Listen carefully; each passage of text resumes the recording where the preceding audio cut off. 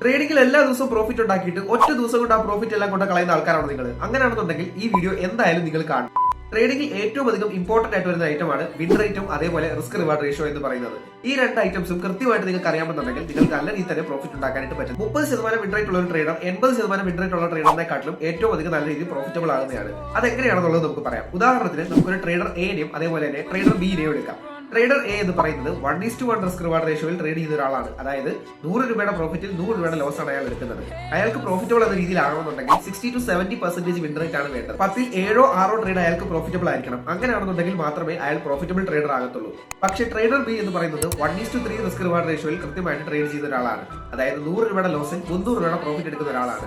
Trader ബിക്ക് profitable ആകാനായിട്ട് 3-4 trade ചെയ്താൽ മതി. കാരണം 10 ട്രേഡ് എടുക്കുകയാണെന്നുണ്ടെങ്കിൽ അതിൽ 3-4 ട്രേഡ് പ്രോഫിറ്റബിൾ ആകുകയാണെന്നുണ്ടെങ്കിൽ ട്രേഡർ ബി അവിടെ പ്രോഫിറ്റബിൾ ആണ്.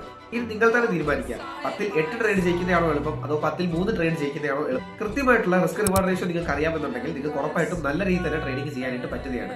അതേപോലെ തന്നെ റിയലിസ്റ്റിക് ആയിട്ടുള്ള റിസ്ക് റിവാർഡ് റേഷ്യോ ചൂസ് ചെയ്യുന്നതും നിങ്ങളുടെ ഉത്തരവാദിത്തം. റിയലിസ്റ്റിക് ആയിട്ടുള്ള റിസ്ക് റിവാർഡ് റേഷ്യോ ചൂസ് ചെയ്തില്ലാന്നുണ്ടെങ്കിൽ ഉണ്ടാകുന്ന പ്രശ്നം എന്താണെന്ന് വെച്ച് കഴിഞ്ഞാൽ പകുതി വഴി വെച്ച് തന്നെ മാർക്കറ്റ് റിവേഴ്സ് ആകുകയാണ്. നിങ്ങളുടെ സ്റ്റോപ്പ് ലോസ് ചെയ്തിട്ട് മാർക്കറ്റ് പോകുന്നതാണ്. അതുകൊണ്ട് കൃത്യമായിട്ടുള്ള risk reward ratio follow up ചെയ്യേണ്ടത് വളരെയധികം ഇമ്പോർട്ടന്റ് ആണ്. ട്രേഡ് ചെയ്യുമ്പോഴത്തേക്ക് റിസ്ക് റിവാർഡ് റേഷ്യോ എന്ന് പറയുന്നത് ഭയങ്കര കോൺട്രവേഴ്സി ഉള്ള ഒരു ഫീൽഡാണ്. കാരണം എന്താണെന്ന് വെച്ച് കഴിഞ്ഞാൽ പലപ്പോഴും യൂട്യൂബ് ആൻഡ് ഇൻസ്റ്റാഗ്രാമിൽ നമ്മൾ നോക്കിക്കഴിയുമ്പോൾ 1% ക്യാപിറ്റലിനെ റിസ്ക് ചെയ്യുക, 2% ഉണ്ടാക്കുക, ഇങ്ങനെ ഒരു ഇതാക്കി നിങ്ങൾക്ക് കാണാനായിട്ട് പറ്റുന്നത്.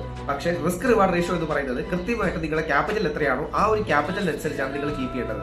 നിങ്ങളുടെ റിസ്ക് റിവാർഡ് റേഷ്യോ ക്യാപിറ്റലിനനുസരിച്ച് എങ്ങനെ കീപ്പ് ചെയ്യണം എന്നുള്ള ഫുൾ കാൽക്കുലേഷൻ നിങ്ങൾക്ക് അറിയണമെന്നുണ്ടെങ്കിൽ കമന്റ് റിസ്ക് ഞാൻ നിങ്ങൾക്ക് അത് അയച്ചു തരുന്നതാണ്.